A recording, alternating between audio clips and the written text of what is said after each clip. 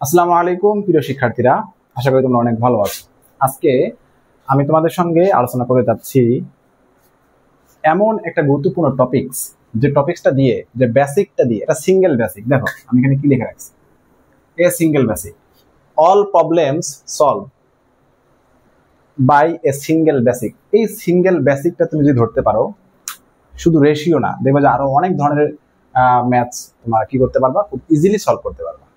ঠিক আছে, সিঙ্গেল বেসিকটা কি আসলে দেখো। আমি তোমাদের এই রেশিও চ্যাপ্টারটা পড়ার আগে তোমাদের ইকুয়েশন যে চ্যাপ্টারটা ছিল এটা তোমাদের সলভ করে নিয়ে আসছি। এর কারণটা কি? কারণটা হচ্ছে আমরা সব জায়গায়, সব ক্যালকুলেশনে ইকুয়েশন মেক করে সেই প্রবলেমটা সলভ করার চেষ্টা করব। এটা খুব একটা very easy way and smart way. ঠিক আছে, এখানে ভুল হওয়ার কোনো চান্স নাই, ম্যাথ খুব সুন্দরভাবে সলভ করা যায়। এখন আসলে দেখো কিভাবে আমাদের এই যে তোমাদের ক্লাস 6 স্ট্যান্ডার্ড বা ক্লাস 6-7 স্ট্যান্ডার্ডে যে রেশিও টাইপের যে ম্যাথগুলো থাকে, এই ম্যাথগুলো দেখতে এরকম। দেখো এরকম, the ratio of two numbers, the ratio of two numbers is 2:3। দেখো এই যে আমি প্রথম যে পার্টটা লিখলাম, তোমাদের দেখবা অধিকাংশ ম্যাথের, প্রায় 90% ম্যাথের শুরুটা দেখতে এরকম, the ratio of two numbers is 2:3। এই রেশিওটা ভিন্ন হতে পারে, বাট আমি তোমার একটা প্যাটার্ন বোঝাতে চাচ্ছি আর কি। The ratio of two numbers is 2:3। এখানে এই নাম্বারসের জায়গায় থাকতে পারে the price of two goods, যেমন ধরো copy and a pen is 2:3। মানে দ্য নাম্বারস দিয়ে থাকবে এমনটা না, প্রাইস দিয়ে থাকতে পারে।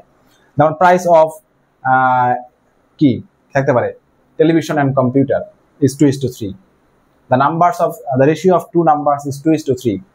The height of Abul and Babul, ratio of height of Abul and Babul is 2:3। অর্থাৎ রেশিওর শুরুর যে পার্টটা, ম্যাথের শুরুর যে পার্টটা, সেটা হচ্ছে দেখতে এরকম থাকে। ঠিক আছে, তারপরে আরেকটা কন্ডিশন দেওয়া থাকে। কি কন্ডিশন? দেখো, সাম অফ, ফার্স্ট কন্ডিশন দেখো, সাম অফ, তারপর হচ্ছে ডিফারেন্স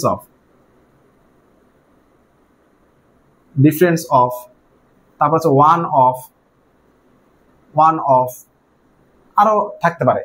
এই বিষয়গুলো কি দেখো, সাম অফ দেম ধরো 30, হ্যাঁ 30 না ধরে আমাদের ধরি হ্যাঁ তো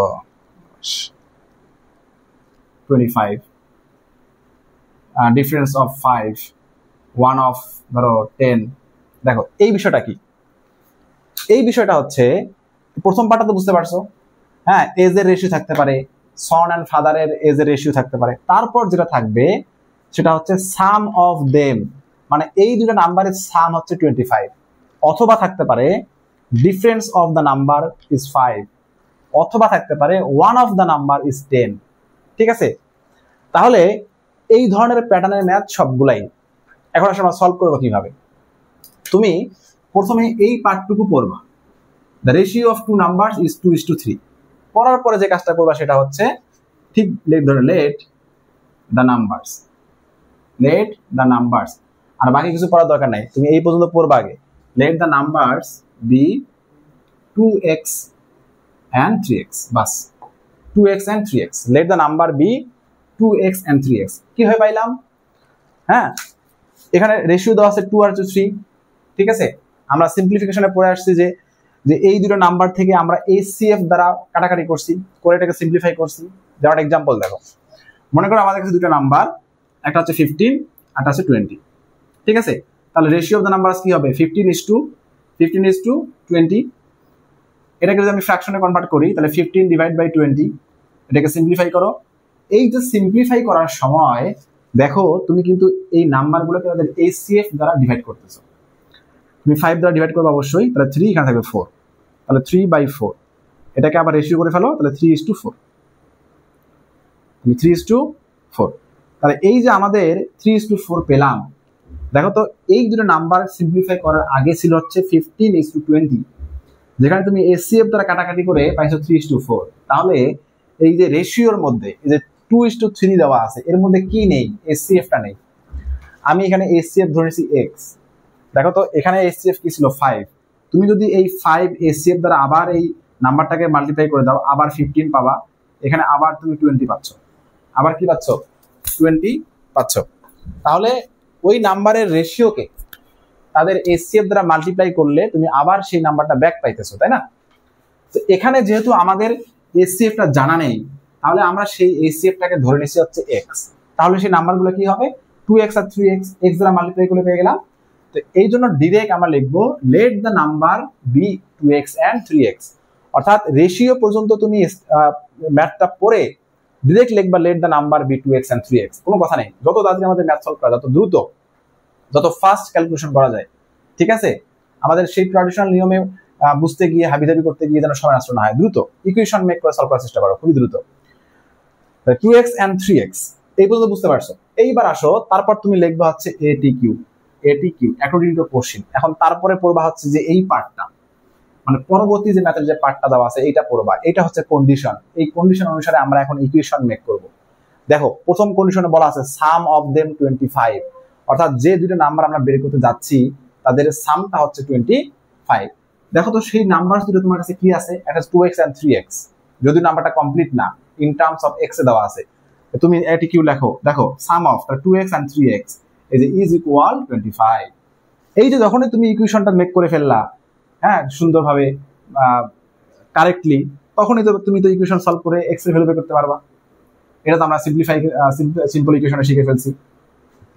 সিম্পলি করো, তাহলে 3x এর কথা আসে 5x, তাহলে 5x ইকুয়াল 25, তাহলে x ইকুয়াল 5টা থেকে ডিভাইড হয়ে যাবে, x এর ভ্যালু 5। x এর ভ্যালু যদি 5 হয় তাহলে আমাদের ফার্স্ট নাম্বারটা হবে, হ্যাঁ কি বলো 2x, অর্থাৎ 2 into 5 কত হবে 10।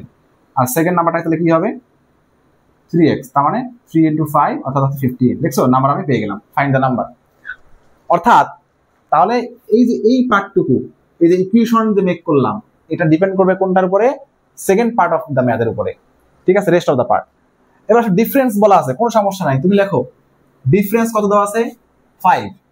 এখন এই ডিফারেন্স লিখতে গিয়ে আমাদের আরেকটা জিনিস চিন্তা করতে হবে। দেখো ডিফারেন্সটা কিন্তু পজিটিভ, ডিফারেন্সটা কি পজিটিভ।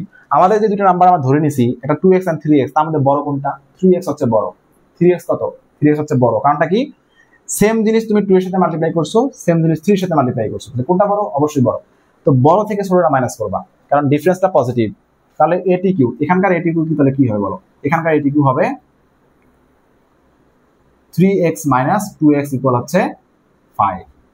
3x থেকে x মাইনাস করলে একটা x থাকে, তাহলে x ইকুয়াল হচ্ছে 5। তাহলে x ইকুয়াল তুমি 5 হয়ে গেলে তো এই যে সেম ভাবে first number and second number তুমি বের করতে পারবা।